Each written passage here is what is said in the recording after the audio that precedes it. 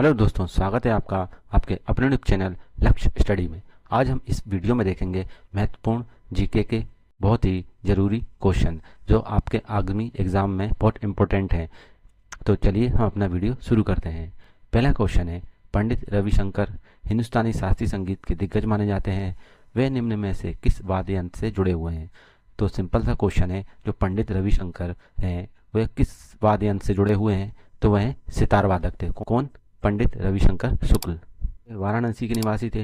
इनके गुरु का नाम उस्ताद अलाउद्दीन खान था। उन्हें वर्ष 1999 में भारत रत्न से सम्मानित किया गया था। तो पंडित रविशंकर शुक्ल जो हैं सितार वादक थे और इनको भारत रत्न 1999 में दिया गया था। भारत की जनगणना 2011 के अनुसार भारत के किस राज्य में सर्वाधिक बौद्ध आबादी है? जो जनगणना 2011 हुई थी उसके अनुसार सर्वाधिक बौद्ध आबादी किस राज्य में है? तो वह महाराष्ट्र राज्य में। कलामंडलम गोपी को किस प्रकार के नृत्य के लिए पद्म श्री से सम्मानित किया गया? कलामंडलम गोपी को किस प्रकार के नृत्य के लिए पद्म श्री से सम्मानित किया गया? कौन है वह कलामंडलम गोपी को किस प्रकार के नृत्य के लिए पद्म श्री से सम्मानित किया गया? तो वह है कथकली। राजस्थान के उस नृत्य का नाम बताइए जिसमें टैंक के रूप में नकली घोड़े की सवारी का प्रयोग किया जाता है। राजस्थान के उस नृत्य का नाम बताइए जिसमें टैंक के रूप में नकली घोड़े की सवारी की जाती है। तो वह है कच्ची घोड़ी। मेघमा को निम्न में से किस रूप में परिभाषित किया जाता है? जो मेघमा होता है इसको किस रूप में परिभाषित किया जाता है? तो वह होता है विखंडित पदार्थ। क्या होता है? तो वह होता है विखंडित पदार्थ। मेघमा पृथ्वी की सतह के नीचे स्थित अत्यंत गर्म अर्धतरल चट्टान होता है। इसमें ठोस ज्वालामुखी बम, द्रव मैग्मा और गैस सर्वाधिक जल वाष्प अवस्था में पाई जाती है। ज्वालामुखी को पृथ्वी का सेफ्टी वॉल्व भी कहा जाता है। भारत में आधुनिक नृत्य का जनक किसे माना जाता है? भारत में आधुनिक नृत्य का जनक किसे माना जाता है? तो माना जाता है उदय शंकर जी को। ये फोटो जो आपको दिख रही है ये उदय शंकर जी की है। इन्होंने आधुनिक नृत्य का जनक माना जाता है क्योंकि इन्होंने नृत्य में नवाचार को बढ़ावा दिया था। माय डेज निम्न में से किसकी पुस्तक या आत्मकथा है? माय डेज निम्नलिखित में से किसकी आत्मकथा या पुस्तक है? तो यह R.K. नारायण। यूपीएससी की दूसरी महिला अध्यक्ष कौन बनी है? यूपीएससी की दूसरी महिला अध्यक्ष कौन बनी है? तो वह बनी है प्रीति सूद। और वहीं आपसे पूछा जाए यूपीएससी की पहली महिला अध्यक्ष कौन थी? तो वो थी रोज मिलियन बाथू। कौन थी? रोज मिलियन बाथू। भारत की जनगणना 2011 के अनुसार भारत का जनसंख्या घनत्व कितना था? 2011 के अनुसार भारत का जनसंख्या घनत्व कितना था? तो वह था 382 प्रति व्यक्ति वर्ग किलोमीटर। सर्वाधिक जनसंख्या घनत्व कहाँ पर है? तो यह है बिहार में। और सबसे न्यूनतम जनसंख्या घनत्व कहाँ पर है? तो वह है अरुणाचल प्रदेश में। नर्मदा नदी के उत्तर में स्थित प्रायद्वीप पठार का भाग क्या कहलाता है? तो वह कहलाता है मध्य उच्च भूमि।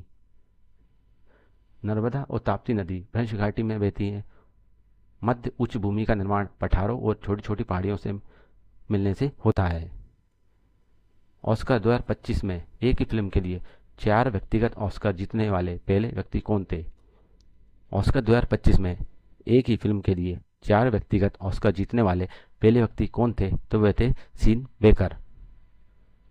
उन्होंने ये पुरस्कार ओनेरा मूवी के लिए जीता था। और ये कौन से नंबर का ऑस्कर था 2025 का? तो ये नंबर था 97। और ऑस्कर अवार्ड की शुरुआत कब से हुई थी? तो ये हुई थी 1929 से।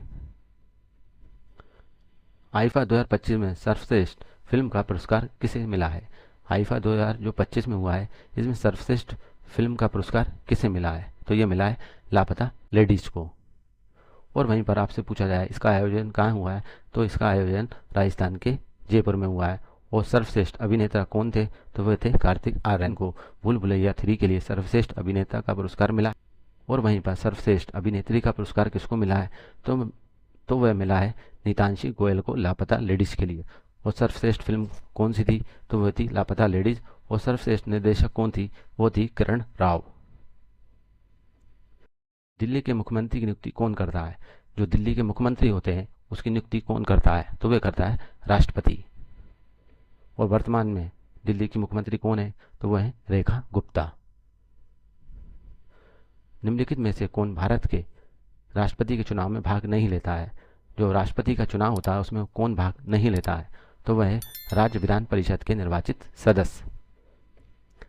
हम इसके बारे में थोड़ी डिटेल देखते हैं। राष्ट्रपति का चुनाव अनुच्छेद 54 में वर्णित है। सदन के दोनों सदनों जैसे कि लोकसभा और राज्यसभा के निर्वाचित सदस्य और सभी राज्यों की विधानसभा के निर्वाचित सदस्य भाग लेते हैं। दिल्ली और पांडिचेरी विधानसभा के निर्वाचित सदस्य भी भाग लेते हैं। ये प्रावधान 17वें संविधान संशोधन 1992 के माध्यम से किया गया था। चौकिया उत्सव किस राज्य में मनाया जाता है? चौकिया उत्सव किस राज्य में मनाया जाता है? तो यह मनाया जाता है उत्तराखंड में। उत्तराखंड में गंगा दशहरा उत्सव भी मनाया जाता है। जिस प्रकार झारखंड में करमा और राजस्थान में गणगौर प्रसिद्ध है, उसी प्रकार चौकिया जो उत्सव है ये उत्तराखंड में मनाया जाता है और गंगा दशहरा उत्सव भी उत्तराखंड में मनाया जाता है और झारखंड में करमा और राजस्थान में गणगौर प्रसिद्ध है। विश्व का सबसे लंबा लिखित संविधान कौन से देश का है? विश्व का सबसे लंबा लिखित संविधान कौन से देश का है? तो यह है अपने प्यारे भारत का। भारतीय संविधान पर सर्वाधिक प्रभाव भारत सरकार अधिनियम 1935 का पड़ा था। भारतीय संविधान में सर्वाधिक संशोधन 42वें संविधान संशोधन 1976 के अंतर्गत किया गया था, इसलिए इसे मिनी संविधान की संज्ञा दी गई है। मानव विकास सूचकांक 2025 में भारत की रैंक क्या रही है? मानव विकास सूचकांक जो 2025 में आया, इसमें भारत की स्थिति क्या रही है? तो इसमें भारत की स्थिति रही है 130। और पहले स्थान पे कौन सा देश है? तो वह है आइसलैंड, दूसरे पे है नॉर्वे और तीसरे पे है स्विट्जरलैंड। और भारत की रैंक कितनी रही है 2025 में? 133। और वहीं पर 2024 में पूछा जाए तो भारत की रैंकिंग 133 रही है। किन दो प्राचीन ग्रंथों को 2025 में यूनेस्को की विश्व स्मृति रजिस्टर में शामिल किया गया है?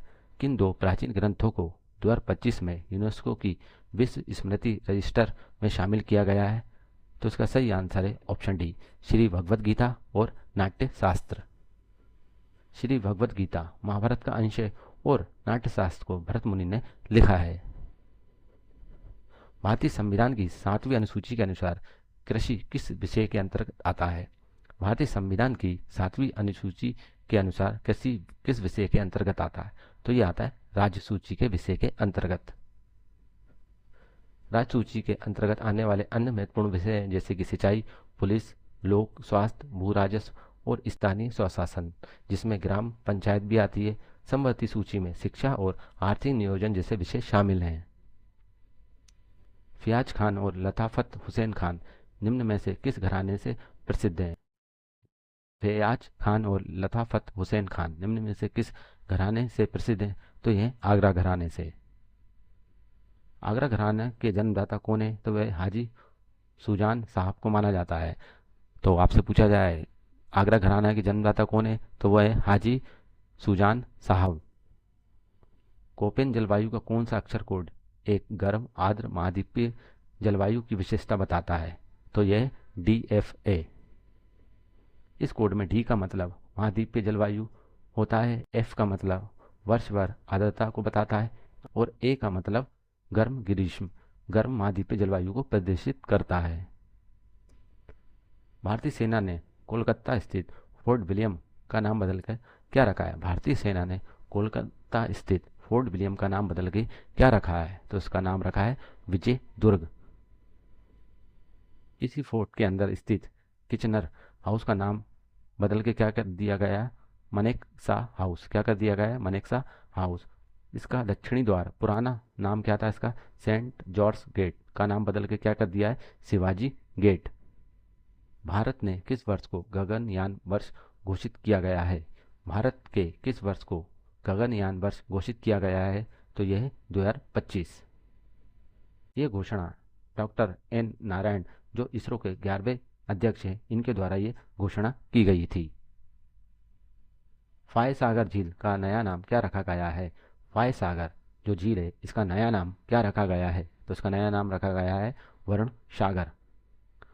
और ये झील कहाँ पर है? तो यह है झील राजस्थान में। 2011 की जनगणना के अनुसार भारत के किस केंद्र शासित प्रदेश की जनसंख्या सबसे कम है? जो 2011 की जनगणना हुई थी उसके अनुसार किस केंद्र शासित प्रदेश की जनसंख्या सबसे कम है? तो वह है लक्षद्वीप। लक्षद्वीप क्षेत्रफल और जनसंख्या दोनों के आधार पर सबसे छोटा केंद्र शासित प्रदेश है। भारतीय संविधान का कौन सा अनुच्छेद पर्यावरण के संरक्षण की बात करता है? जो भारतीय संविधान में अनुच्छेद है जो भारतीय संविधान का कौन सा अनुच्छेद है यह वर्णन करता है कि पर्यावरण की रक्षा करनी चाहिए? तो वह है अनुच्छेद 48A। यह अनुच्छेद कहता है कि राज्य या देश का कर्तव्य हुआ कि वह पर्यावरण संरक्षण के और संवर्धन के लिए प्रयास करे। अनुच्छेद 51A में मौलिक कर्तव्यों का वर्णन किया गया है। प्राचीन कोणार्क सूर्य मंदिर की मूर्तियों में कौन सा भारतीय शास्त्रीय नृत्य दर्शाया गया है? प्राचीन कोणार्क सूर्य मंदिर की मूर्तियों में कौन सा भारतीय शास्त्रीय नृत्य दर्शाया गया है? तो वह है ओडिसी। यह मंदिर उड़ीसा के पुरी में स्थित है और सूर्य देवता को समर्पित है। इसका निर्माण गंग वंश के राजा नरसिंह देव प्रथम द्वारा करवाया गया था और इसे यूनेस्को की सूची में कब शामिल किया गया? तो इसे शामिल किया गया 1984 में। प्रधानमंत्री कौशल विकास योजना किस वर्ष से शुरू हुई थी? प्रधानमंत्री कौशल विकास योजना किस वर्ष से शुरू हुई थी? तो यह शुरू हुई थी 2015 से। इसका उद्देश्य युवाओं में कौशल विकसित कर उन्हें उद्योगों से जोड़ने का प्रयास करना था। निम्नलिखित में से किस इतिहासकार ने अपना पहला इतिवृत्त 1356 में लिखा था? तो वह है जियाउद्दीन बर्नी। कौन? जियाउद्दीन बर्नी। इनकी अन्य रचनाएं तारीख ए फिरोज और फतवा ए जहांदारी है। एशिया में पहली बार ओलंपिक खेलों का आयोजन किस वर्ष किया गया था? एशिया में पहली बार ओलंपिक खेलों का आयोजन किस वर्ष किया गया था? तो ये किया गया था 1964 में। और जो 1964 में हुआ था ये कहाँ पे हुआ था? तो ये जापान के टोक्यो शहर में हुआ था। और आधुनिक ओलंपिक का जनक किसे माना जाता है? तो ये माना जाता है बेरन पियरे डी कुपर्टिन को आधुनिक ओलंपिक खेलों का जनक माना जाता है। त्रिभुवन सहकारी विश्वविद्यालय किस राज्य में स्थित है? त्रिभुवन सहकारी विश्वविद्यालय किस राज्य में स्थित है? तो यह स्थित है गुजरात में। इसका नाम त्रिभुवन दास पटेल के सम्मान में रखा गया है। ये गुजरात के आनंद में स्थित है। इसे राष्ट्रीय महत्व का स्थान भी घोषित किया गया है। किसको? त्रिभुवन सहकारी विश्वविद्यालय को। और कहाँ पर है ये? तो ये गुजरात में है। पीवी सिंधु ने किस वर्ष ओलंपिक में रजत पदक जीता था? पीवी सिंधु ने किस वर्ष ओलंपिक में अपना रजत पदक जीता था? तो ये जीता था 2016 के रियो ओलंपिक में। 2024 पेरिस ओलंपिक में मनु भाकर 2 पदक जीतने वाली पहली भारतीय महिला बन गई थी। और उन्होंने कौन सा पदक जीता था? तो वह जीता था कांस्य पदक। अंग्रेजी उपन्यास द रेनबो निम्नलिखित में किसने लिखा है? अंग्रेजी उपन्यास है जिसका नाम क्या है? The rainbow. किसने लिखा है? तो ये लिखा है D.H. लॉरेंस ने। किसने? D.H. लॉरेंस ने। कला गुरु विष्णु राभा पुरस्कार नृत्य संगीत क्षेत्र में किस सरकार के द्वारा दिया जाता है? कौन सा पुरस्कार है? कला गुरु विष्णु राभा पुरस्कार। ये नृत्य के क्षेत्र में दिया जाता है और भारत के किस राज्य सरकार द्वारा दिया जाता है? तो ये दिया जाता है असम सरकार द्वारा। चैंपियन ट्रॉफी 2025 का आयोजन किन 2 देशों में किया गया था? क्योंकि जो 2025 का आयोजन हुआ था ये किन देशों में हुआ था? तो ये हुआ था पाकिस्तान और UAE में। भारत ने अब तक 3 बार चैंपियन ट्रॉफी जीती है, 2002 में, 2013 में और 2025 में। आपको वीडियो कैसा लगा? वीडियो अच्छा लगा तो प्लीज़ लाइक एंड सब्सक्राइब जरूर करें। और आपने अभी तक हमारे चैनल को सब्सक्राइब नहीं करा तो प्लीज़ सब्सक्राइब भी कर लीजिए। मिलते हैं नेक्स्ट वीडियो में, जब तक के लिए वंदे मातरम।